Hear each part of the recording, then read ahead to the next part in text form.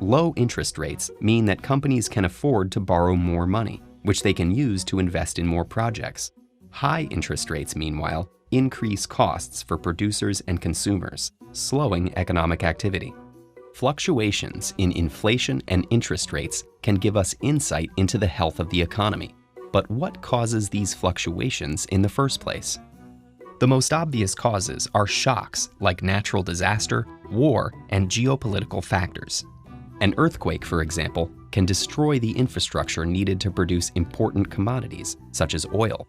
That forces the supply side of the economy to charge more for products that use oil, discouraging demand and potentially prompting a recession.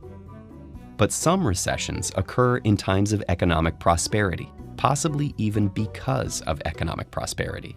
Some economists believe that business activity from a market's expansion can occasionally reach an unsustainable level. For example, corporations and consumers may borrow more money with the assumption that economic growth will help them handle the added burden. But if the economy doesn't grow as quickly as expected, they may end up with more debt than they can manage. To pay it off, they'll have to redirect funds from other activities, reducing business activity. Psychology can also contribute to a recession. Fear of a recession can become a self-fulfilling prophecy if it causes people to pull back investing and spending. In response, producers might cut operating costs to help weather the expected decline in demand. That can lead to a vicious cycle, as cost cuts eventually lower wages, leading to even lower demand. Even policy designed to help prevent recessions can contribute. When times are tough, governments and central banks may print money, increase spending, and lower central bank interest rates. Smaller lenders can in turn lower their interest rates, effectively making debt cheaper to boost spending.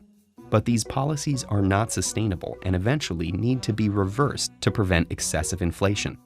That can cause a recession if people have become too reliant on cheap debt and government stimulus.